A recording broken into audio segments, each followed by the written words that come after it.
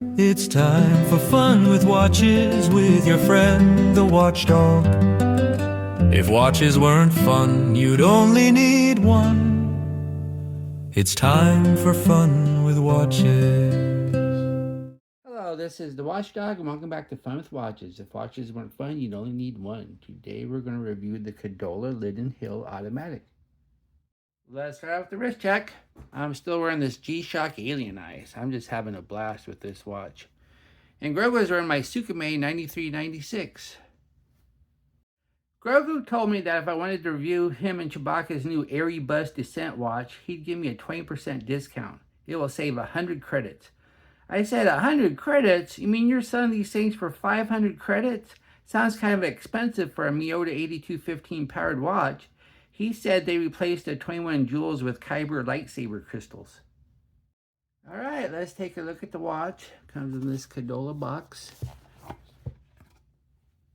Nothing special about the box, but nothing wrong with it. Does the job.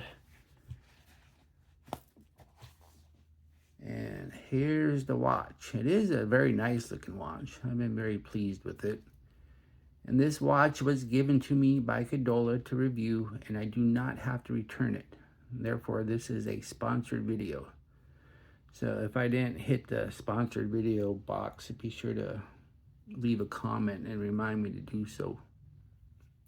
This is the second Cadola on my channel. The first one was my first Watch Gang Black Tier Watch of the Month, and it was hard to get enthused about it as it was discontinued, which is the main reason I quit the Watch Gang, as I want to review watches that my viewers can actually buy. This Lydden Hill Automatic is a huge improvement, and it is something you can actually purchase. This watch was given to me by Cadola, who reached out to me, and I don't have to return this watch. This is indeed a sponsored review. This is an integrated sports watch with a case and bracelet very similar to a Tissot PRX, but the dial is so completely different to a PRX that it is hard to consider this an homage or knockoff for those who prefer derogatory terms. Unlike the PRX, this Lydden Hill has a layered dial, with the top layer being a white lume ring of minute markers, a smooth flat mid layer holding the watch indices, and a lower teak layer. Also, there is a data to 6 providing symmetry that the PRX lacks. Powering the hands is the ever-reliable NH35 movement. At the time of this review, this watch retails for $285, but is on sale for $214. This watch comes in many different colorways. I was sent the bumper red because this is a new color Cadola wanted me to review. If red isn't your thing, there is axle blue or the lighter mirror blue. Then there is also fender gray, headlight yellow, and grill gold. There are 4 other colors sold out that we won't go over. The watch is 40.9 millimeters if you measure at the case, but 38 millimeters at the bezel. I like to give bezel measurements because the bezel is kind of a focal point. It's 44.7 millimeters long, but these end links are kind of fixed, so it's 48.5 if you measure at the inverted end links there. It's 13.2 millimeters thick, and it's 27 millimeters where the bracelet meets the case and tapers down to 18 at the clasp. It weighs 150 grams on the supplied solid bracelet with 1 link removed. Yes, I only removed 1 link, unfortunately. The bezel is smooth and brushed, and it has a polished base, so the bezel looks nice. And then we have the dial. The dial is the star of the show. They've done a very good job with this dial. Let me zoom in a little bit for you. So yeah, this is a really nice dial. We have a Rehot chapter ring, and this chapter ring is loomed. And then we have the second part of the dial, which has the indices, and we have batons at the 3, 9, and 12, when we have like rectangles everywhere else, and a little short one where the date is. And then we have the inner dial, which is teak. It has the Cadola name, says automatic. And then it says 330 feet, 100 meters. So that's plenty of water resistance for a watch like this. This is not a dive watch. Then we have a date at the 6, and we have a black date wheel. And it's kind of, well, if you're going to color the date wheel, why not do red to match the dial? And I noticed every colorway has a black date wheel. I mean, it looks great on the black dial, but maybe white would have looked better, or yellow.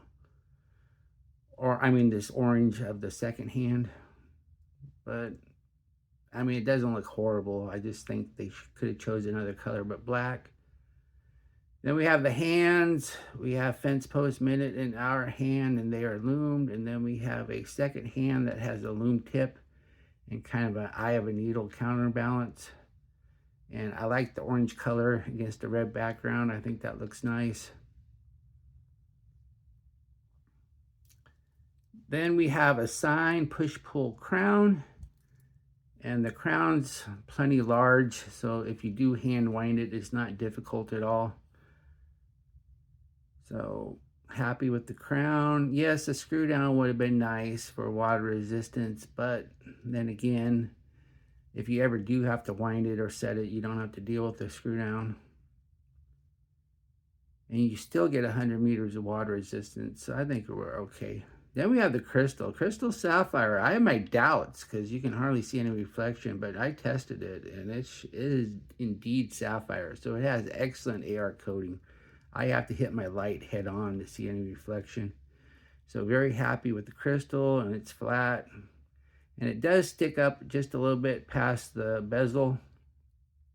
That adds a little bit of thickness to the watch. And then we have the case. The case is nice. It's just as big as it needs to be, not any bigger. And it's brushed except for this polished chamfered edge. So happy with the case. And then we have the case back. Oops, upside down. All right. Let me zoom this again. All right, it says Cadola in the middle. And that says all stainless steel.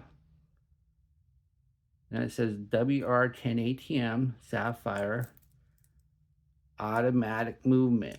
And then it gives CD 1056, so that's the reference number. And this is a true screw down case back. These notches are real. Underneath the case back is the good old reliable NH35 automatic movement. This is a 24 joule 3 hertz movement that hand winds hacks, has a bidirectional rotor and about a 40-hour power reserve.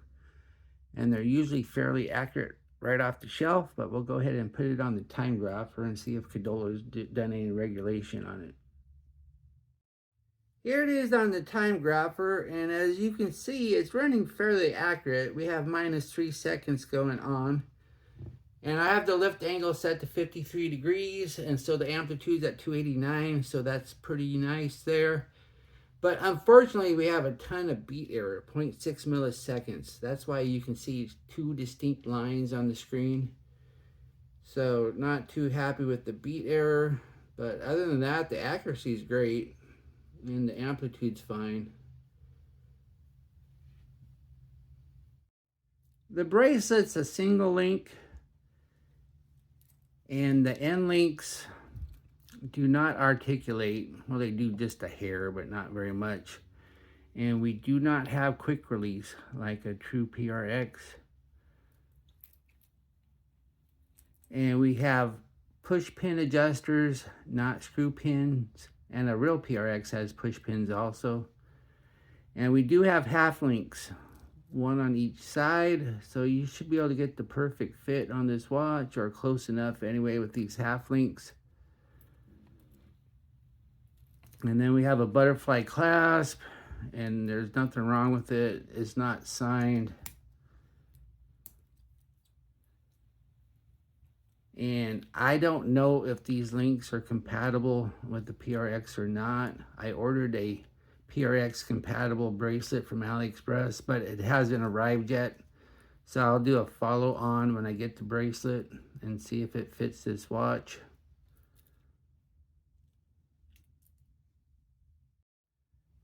Here's the watch on my 7.5-inch wrist. That looks nice. That wears nice. I really like the looks of it.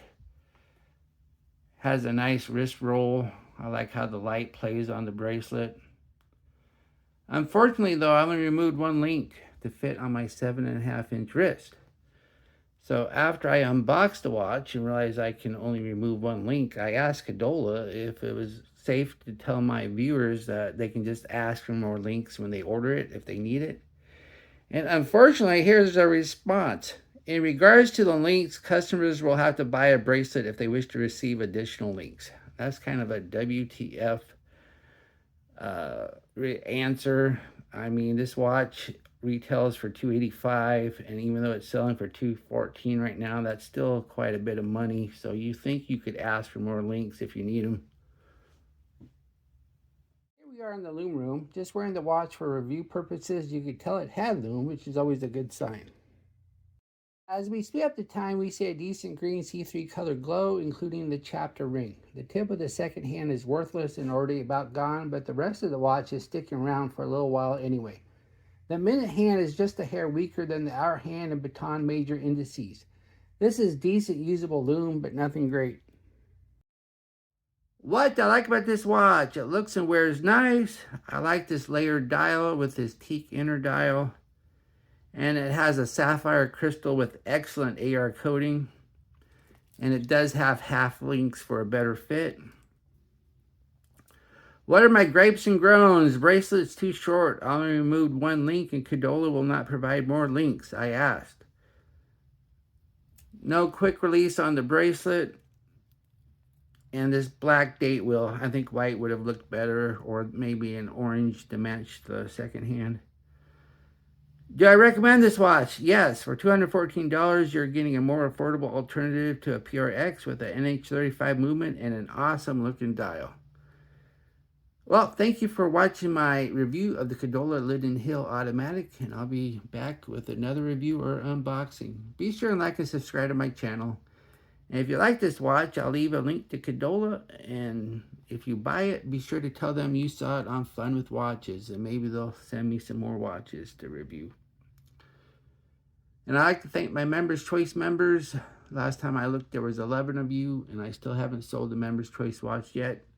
It's going to be a tough sell, because I paid quite a bit for it, considering it's a Watchdog. So if any one of you want to buy it, be sure to let me know. Bye.